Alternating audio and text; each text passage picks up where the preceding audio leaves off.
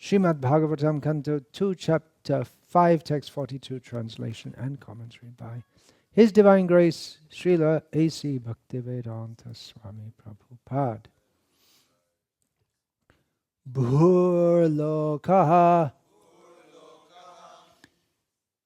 kalpitaha padbhyam bhuvarlokaha asya nabhitaha svarlokaha kalpitaha murdhna iti va loka kalpana bhurloka kalpita padyap. Let's say it again. Bhurloka kalpita padbhyam bhuvarlokosya nabhitaha Svarloka kalpito murdhna iti valoka kalpana bhurloka kalpita padibhyam bhuvarlokosya nabhitaha Svarloka kalpito murdhna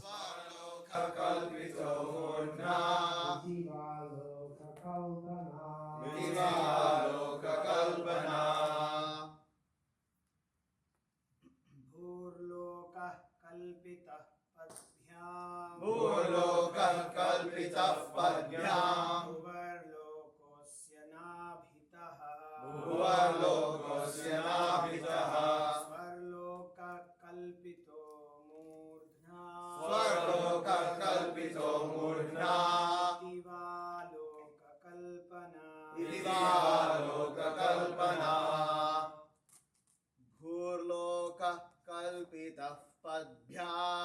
Bhurloka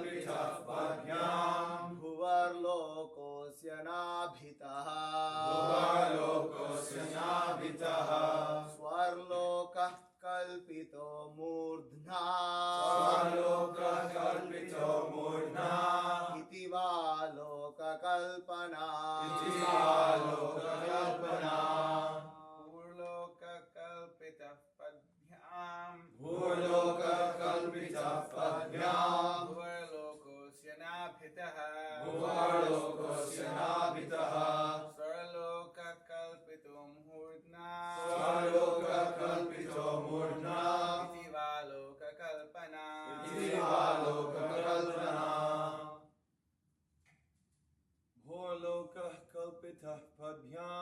Bhurloka kalpita padbhyam Bhuvarlokosya nabhitaha Svarloka kalpito murdhna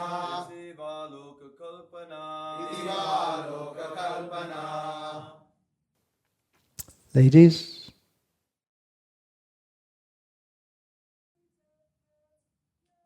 Bhurloka kalpita padbhyam Bhuvarlokosya nabhitaha Svarloka kalpito murdhna Itivaloka kalpana Bhurlokaha, the entire planetary system from Patala to the earthly planetary system.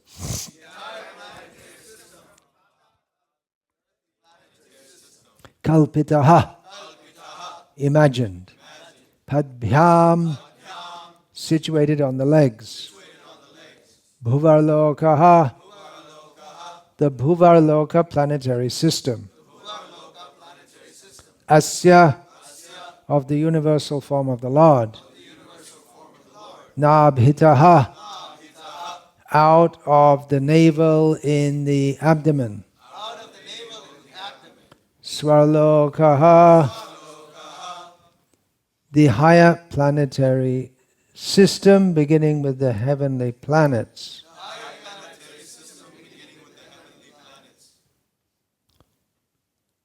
Kalpitaha, imagined. Murdhna, from the chest to the head. Iti, thus. Va, either. Loka, the planetary systems. Kalpana, imagination.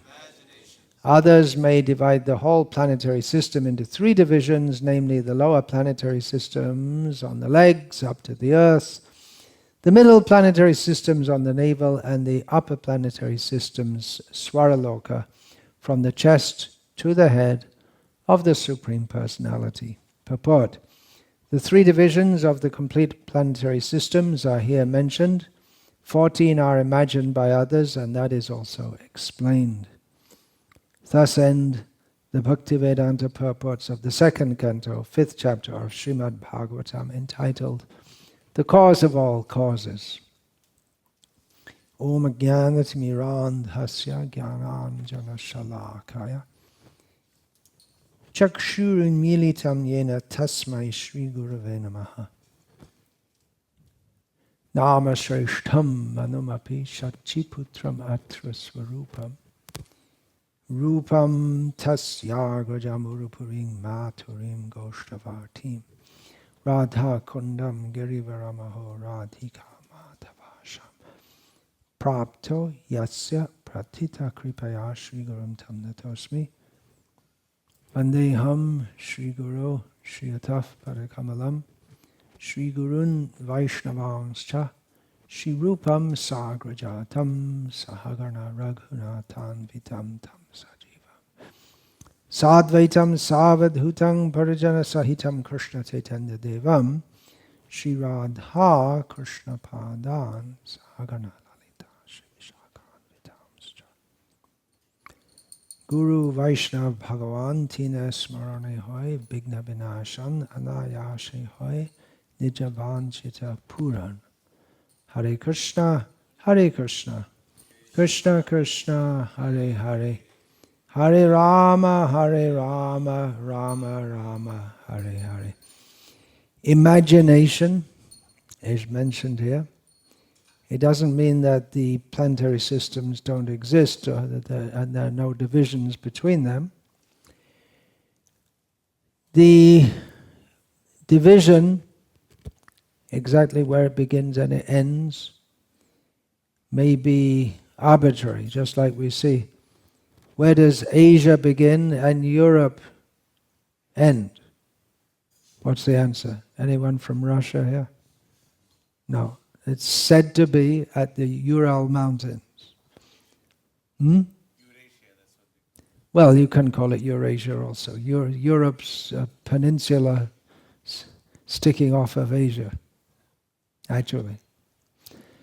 But you could draw the boundary anywhere. Where's the division between Georgia and Tennessee? Is there any geographical division? I see on the map of America many of the state boundaries, they're just straight lines. There's no geographical division. So it's arbitrarily assigned, that's all. The Mukman line, you know about that? The Mukman line in between China and India was never accepted by the Chinese, and the fighting is going on till today because the Chinese claim that this is our land and the Indians claim it's our land. So these things are going on. The universal form of the Lord can be considered imaginary in as much as it's the planetary systems are mapped onto the form of the Lord. It's seen as the form of the Lord. For those who meditate, that this is These are the feet, these are the ankles, these are the calves, these are the knees, these are the thighs. It's one way of starting to meditate on the Supreme Personality of Godhead. Yesterday I said this has to be accepted with faith. I was talking about the descriptions of the cosmology, which we find in detail or some detail. Actually, it's an overview in the 5th canto. We have to accept it on faith. You may say, well, that's just blind faith. Not exactly. Blind in the sense that we don't see it. But then what do the scientists see? A little corner of somewhere, something somewhere. We accept it because we have to put our faith in something. Everyone has faith. Shraddhamayo yang purusha yo yach shraddha sa eva saha. Everyone has faith, Krishna says. Everyone is made of faith. And according to our faith, that is who we are. That defines who we are. In this context of the beginning of the 17th chapter of Bhagavad Gita, where Krishna talks about faith, I see that in modern psychological concepts as worldview. We all have a certain way of seeing the world.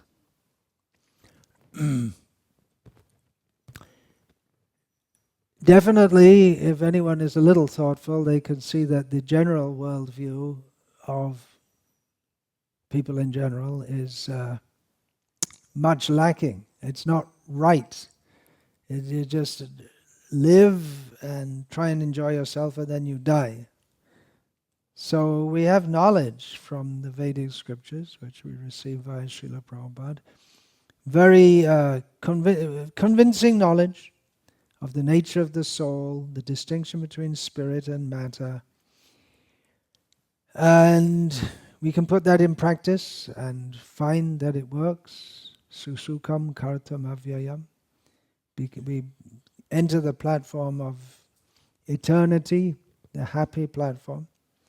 So we put our faith in, actually for the first members or the first Krishna devotees in the Western world under Srila Prabhupada's tutelage, they put their faith in Srila Prabhupada. They didn't know anything about the Vedas or the Vaishnava tradition. Their faith was wholly based on Srila Prabhupada. But then he taught them, don't just accept me. You have to accept me because I am speaking the message which Krishna spoke. He didn't claim that you should just accept me because here I am, folks. But he said, I come as a representative of a great tradition and of the Vedic knowledge. Guru, Sadhu and Shastra. The center is Shastra. So we should have faith in that. Of course, Shastra has to be explained by sadhus and by gurus. So the first members had faith in Srila Prabhupada by his manifest spirituality. And he taught them to have faith in the Vedic knowledge. We have to we put faith in the scientists whose opinions are always changing. Even now, some years ago, I've mentioned this many times, I saw in a magazine that astrophysicists have, among astrophysicists, there are about 2,000 theories about the origins of the cosmos. And then I thought, well, there can't be many more than 2,000 astrophysicists in the world. And I mentioned this to one devotee who's an astrophysicist by training. And she said that, I said, seems they all have different opinions. She said, yes, some of them have more than one opinion. More than one theory. Whereas the Vedic knowledge, even you see that there are different darshans within the Vedic culture, different philosophies, but they all accept the descriptions of they all accept Vedic cosmology. And actually, even Buddha, although he rejected the Vedas, but he rejected the parts of the Vedas he didn't like, but he never challenged Vedic cosmology or the theory of karma and reincarnation. And that's why up to the present day, within traditional Buddhism, they believe in Brahma, Indra, and Yamaraj, and punishments in hell. It's the Puranic cosmology which they accept on faith. And now we have Adhyakshikavadis, that what we believe what we can see. That's already rejected long ago. It's nothing new. Charvak is an Adhyakshavadi. We're looking at Adhokshaja, that which is beyond the sense perception. But they are interested in, we only believe what we can see. But that's based on faith also. Someone may say, I don't believe anything. Well, there has to be a concept of something to say that. You have to say, I don't believe you. To say, I don't believe anything, you have to accept that I am an entity, am that I exist. And there's a state of believing, which is another, requires something to accept. And there's a positive belief and disbelief, and that there is anything to not believe in. And you also have, if you say it, you also have to believe that there's someone who you're communicating that to, who understands what you're saying. And you also have to believe that it's worth saying it. So you believe so many things just to say, I don't believe anything. Faith. So faith, whatever faith we have, there's reasonable faith. And if you say, well, I want proof. Well, I want proof there's God. But even if God came in front of you, you still won't believe him. And we saw that with Duryodhana. He didn't believe that Krishna was God, even though Krishna manifested multiple forms in front of him. He wanted to tie up Krishna and capture Krishna. And Krishna showed it's not possible. He's everywhere. You want to tie me up? Okay, tie me up. And he's there. And Krishna thought it's just it's some magical trick. There are so many magicians. He wouldn't accept. So here we come to psychology. What is the nature of psychology, philosophy, the nature of perception, the nature of proof, what is real, what is truth.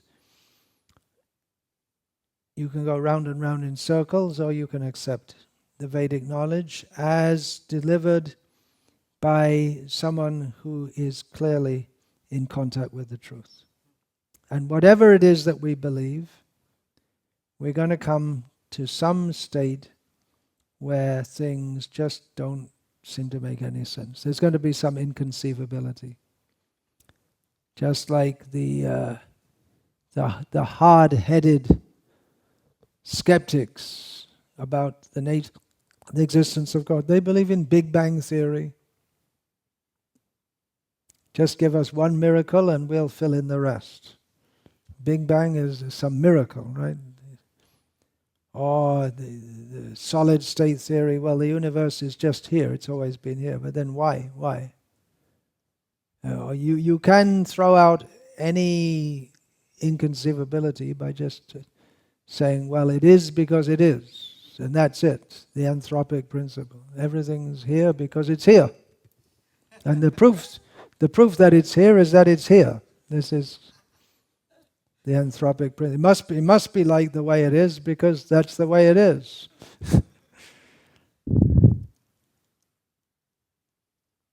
Dig a little deeper. Dig a little deeper. I'm going to veer off the topic here a bit. And Brahma is speaking to Narada, the first two gurus in our sampradaya. Well, Krishna is the first. Krishnam Vande Jagat Gurum. Brahma is different to Narada. He's the disciple, but he's a very different personality. Brahma is a peacemaker. Tries to make peace. It doesn't always work. He made peace when Hiranyakashipu was causing so much chaos in the universe. Brahma gave him his desired boon, so for a short time the immediate danger was cleared, but then another kind of danger was created by Hiranyakashipu. But Narad, sometimes that word is used in Indian languages for someone who goes around and stirs up trouble. Troublemaker. For instance, it was Narada who revealed to Kamsa, that it's Krishna who's out to, he's the one who's going to kill you. It's Vasudev Vasudev, he misled you. That child, the 8th child you saw, a female, that's not the one who's destined to kill. It's Krishna, actually. So Kamsa was immediately ready to kill Vasudeva, and Narad pacified him. And we learn that Narad did that because he wanted to expedite Krishna's pastimes, because Krishna came to uplift the devotees and destroy the demons. And he was only destroying the demons that were sent to Vrindavan, but there were many more demons, and he had to come out of Vrindavan to do that. So Kamsa immediately arranged for Krishna to come out of Vrindavan. But it might seem that Narad was acting like a demon. Why did he tell that? He revealed the state secret, treason. You could look at it like that.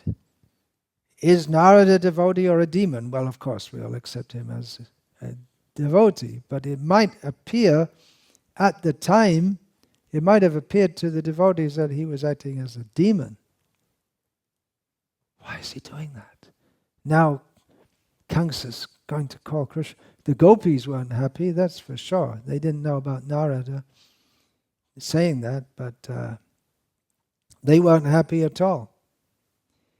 I'm raising this topic because yesterday I was asked an important question, that sometimes we see devotees who say demoniac things, or they subscribe to demoniac philosophies. And he gave an example of a female devotee who was standing at the back in the temple, and then a young devotee, and a senior devotee chastised her and said, "Go and stand at the front. We've been fighting for so many years to stand at the front. Now you should go and stand at the front, for the right to stand at the front." Well, she didn't think maybe the younger devotee has a right to stand at the back if she wants. But this is subscribing to a feministic theory, which we learn from Srila Prabhupada's purport to Pravriting Cha Nivriting Cha. The idea that women should be independent and have the same rights as men is demoniac. So that he gave us one example. He gave an example of some devotees he had heard say that such and such, a leader of ISKCON here in America, is a demon because he lies, he manipulates, he does politics, he spreads rumors, he seems to be more interested in money than anything else. Is it right to call him a demon? I also heard yesterday that some of the big leaders in America of ISKCON are very rich, although when I made further query I couldn't find. But then I thought of one actually who became very rich by money which is accumulated like that. And definitely there are. So it might seem that they're acting in a demoniac way. Of course, the word demon is a very heavy word. Demon means someone who hates Krishna. And we're talking about people, should I say devotee? Well, they chant Hare Krishna, they worship Srila Prabhupada. And in their own mind, they're very sincere about what they're doing, although in others' minds, they may see them as demons. And we hear about demons in the guise of devotees. Putana came as a great well-wisher of Krishna. She was a demoness. She had a different motive. So are such people demons or devotees, or is it right to call them demons? Well, we learn in Bhagavad Gita, Dvo bhuto sarge lokesmin daiva asura evacha. There are two kinds of people in the world, devotees and demons. There's nothing in between. Well, Krishna does give something in between. Well, we find in the Bhagavatam, Ishvare tadadhineshu balisheshu dvishatshu cha. There are four kinds of beings. There's the Supreme Personality of Godhead, the devotees, the demons, although the words aren't used exactly here, and the innocent people. So no one's completely good and no one's completely bad. Krishna says, when he was discussing about Duryodhana, in this world no one is completely good and no one is completely bad.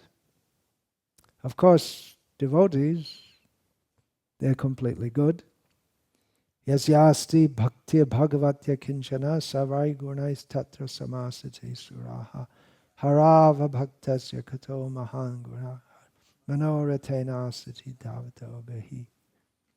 Those who are fully dedicated to the personality of Godhead, they have all godly qualities, and those who are not devotees of the Supreme Lord, even though they may have good qualities, they're not considered proper qualities at all. They're not mahan guna.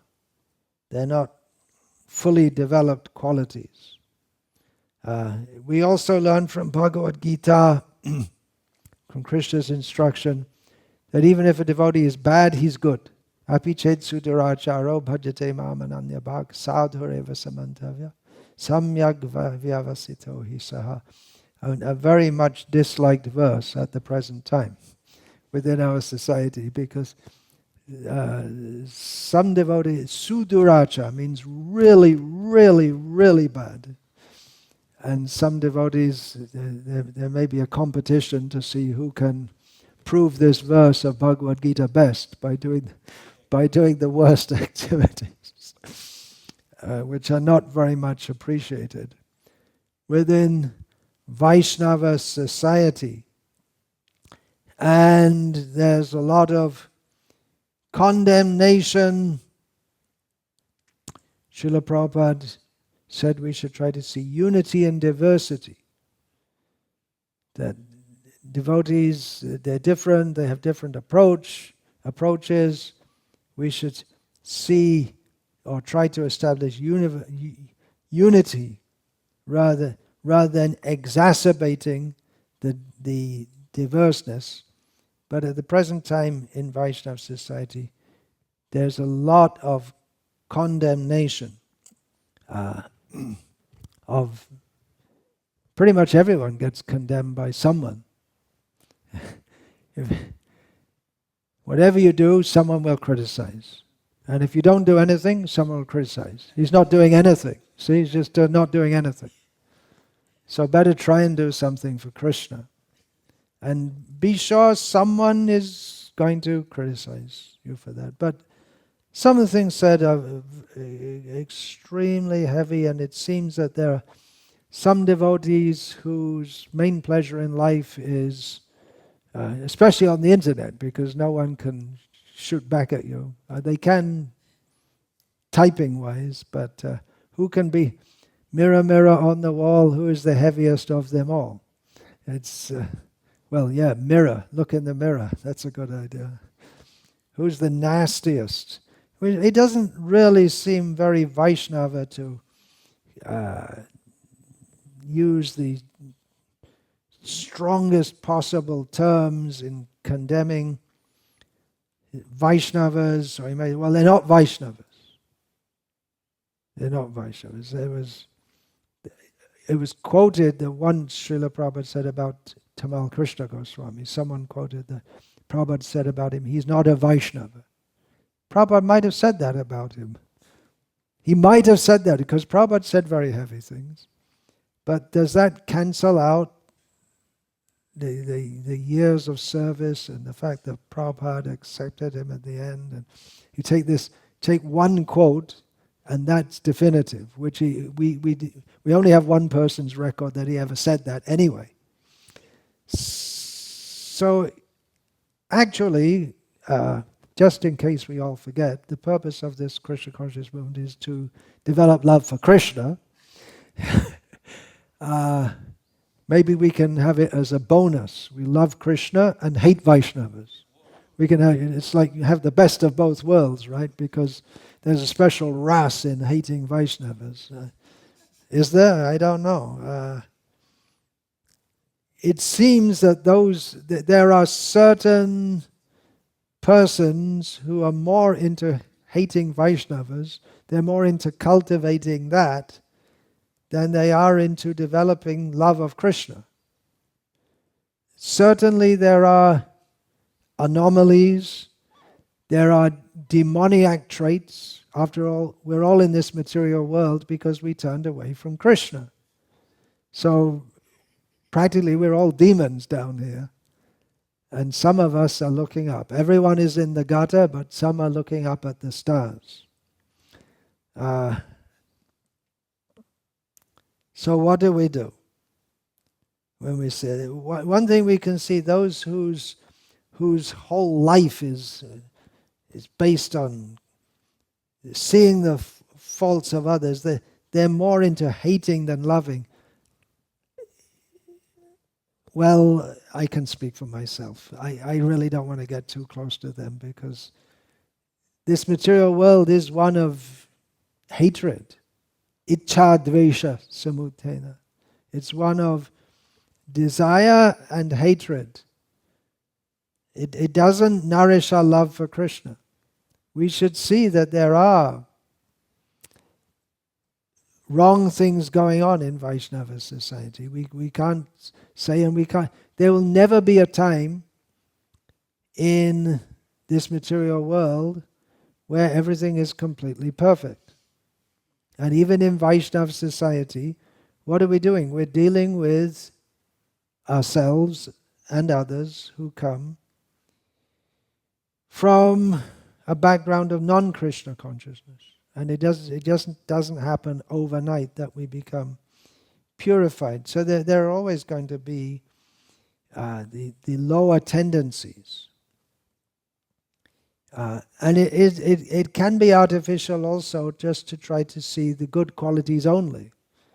That's for the topmost devotees, but then you can't preach, and it's difficult to make proper advancement, because if you see everything as good, when it's not good, then you're going to be victimized. And we see so many examples. I was just writing about that yesterday, that we go through the Chaitanya Charitamrita, Adi Lila, Madhya Lila, and we get to the Antya Lila, and then we're really getting to the essence here. Although it's already been there, we have the prior to that, we have entrance into Radha Krishna Lila through Chaitanya Mahaprabhu.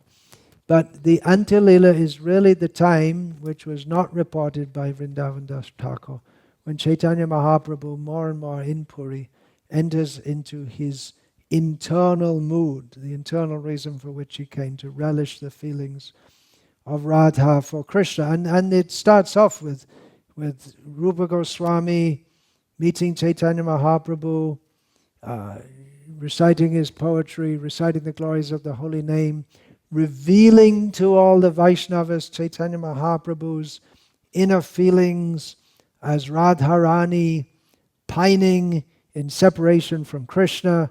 That's the first chapter of the Antya Lila. Oh, here we go. But then in the second chapter, there are of Antilila, there are 3 narrations. The first one is of Nakul Brahmachari, being directly empowered by Chaitanya Mahaprabhu to give love of God.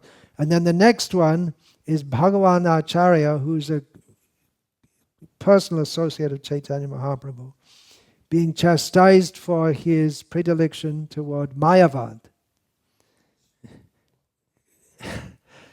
for which he gets chastised by Swarup Damodar. Not so much predilection toward Mayavad, but his toying with it, because Bhagavan Acharya's brother had become an expert in explaining Mayavad. And then we get the heaviest narration in all of Chaitanya Charitamrita, where Chota Haridas is banned from Chaitanya Mahaprabhu's company, and before nothing, actually did nothing, but Chaitanya Mahaprabhu wanted to teach a lesson through him of not those who are renunciants should have no attraction to women and should not cultivate any lusty feelings. And Chota Haridas was completely banned from the association of Chaitanya Mahaprabhu, with no coming back. Finished. So it's very, very heavy. So immediately we have the first chapter taking us, okay, here we go. What the Chaitanya Mahaprabhu himself said, that what Ramananda Rai taught to me again is Rupa Goswami is developing that. So we have that, and then in the second chapter we were warned, okay, we're right there, we're getting, but you can be right next to Chaitanya Mahaprabhu and get misled by Mayavad or by even a tinge of lust. So be careful. That's the lesson I draw from that. Be careful. What do we do with someone who wants to speak all bad things to us about Vaishnavas, or we just don't see as very good company? Well, we have again from Chaitanya Charitamrita, the narration of the great devotee Vallabha Bhatta, although he's not portrayed as such in Chaitanya Charitamrita, who wanted to show his learning in the company of Chaitanya Mahaprabhu and his devotees, but Chaitanya Mahaprabhu every time in just 1 or 2 words would just shut him up. So Vallabha Bhatta went to Gadadhar Pandit, whose nature was very soft, and what Vallabha Bhatta wanted to say in front of everyone, but he couldn't say in front of everyone because they'd just shut him up, was he would say in front of Gadadhar Pandit, and then all the devotees of Chaitanya Mahaprabhu, they shunned Gadadhar. What are you hanging out with this Vallabha Bhatta for? So Gadadhar never got moved by Vallabha Bhatta's rantings, or whatever you want to call it. But he was just to be polite to him. He listened to him. What do you do?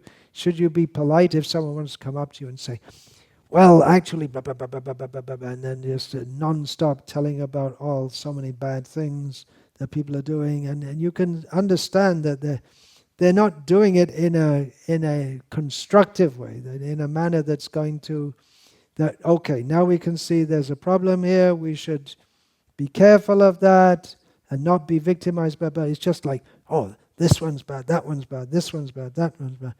What should we do? We have an idea from Bhaktivinoda Thakur, who says, Vaishnava Charitra Sharvada Pavitra. The character of Vaishnava is always pure. You may say, well, not everyone's character is pure, but Bhaktivinoda Thakur is saying like that. Jai Ninde Hingsha Kari. Whoever criticizes out of a spirit of malice, that's the point. Whoever maliciously criticizes, Bhaktivinoda says, Bhaktivinoda na shambhashe tare. I don't talk with them. We don't converse with them. You may say, Haribol, how are you? But we don't converse with them. And Takesha da mona dhari. They want to talk to me, just keep quiet. That's all. That's Bhaktivinoda's approach. Bhaktisiddhanta's approach was to, I put it up there, Bhaktisiddhanta Saraswati's approach was much more combative. He wanted to, you see now you're putting it up there, no one's listening, everyone's reading this. Spar! Bhaktisiddhanta's approach was much more combative. He really took up issues with him. He's very strong. No doubt. Bhaktivinoda Thakur also, in another of his songs, talking about the different philosophers, Gautam, Karad, Patanjali, all these, he says, I offer my obeisance from a distance. So that's a standard saying in Vedic culture, that we respect you, but we respect from a distance. That's all. Just keep your distance. So are they demons or are they not? Let Krishna see. Let us execute our mission peacefully. Prabhupada, his tendency was to accept whoever wanted to serve. He did not accept when devotees simply wanted to find fault maliciously. But he wanted to encourage everyone in service. And again, does that mean we have to accept everyone on their own conditions? No. We don't have to.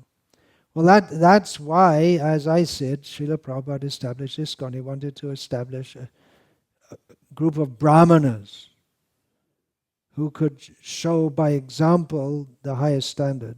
And then that means within our temples we should have devotees who are following very strictly and who are pure-hearted. They're not there for to get money or to get name or fame or position. They're there to be pure devotees.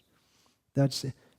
And then others can look up to them, but not everyone may be at that standard. So at least the inner core should be pure devotees. Pure devotees in the sense that not everyone's going to be pure overnight, but they should be living according to the anyabhilashita shunya principle. We're only the principle that we're only here to serve for the sake of serving Krishna and the Vaishnavas. We're not here for any personal motive. So it's a very confusing time in the world in general, and in the Vaishnava world it can be very confusing, with so many ideas going around on so many different issues and people condemning each other left, right, and some things should be condemned. We can't say that everything is good, but it's not our purpose to simply go around condemning. Our purpose is Shravanam, Kirtanam, Vishnu Smaranam. We don't find in that list Vaishnav Nindanam, or even anyone Nindanam. It's not. The idea is not simply to condemn. We can try and discuss as far as possible. But Jiva Goswami writes of persons who are devotees, but they are not on the right track, and he uses the word achikitsya, which means there's nothing you can do. You can't. Just like in medical treatment, there's some you just write them off. They're incurable. There's nothing you can do.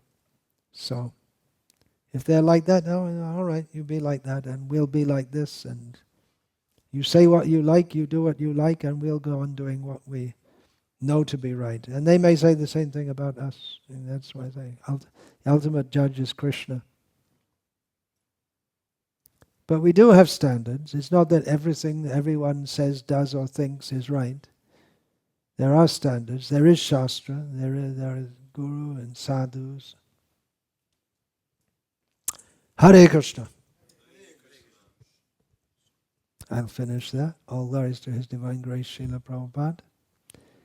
There could be many questions about this, but I'm just speaking on general principles here.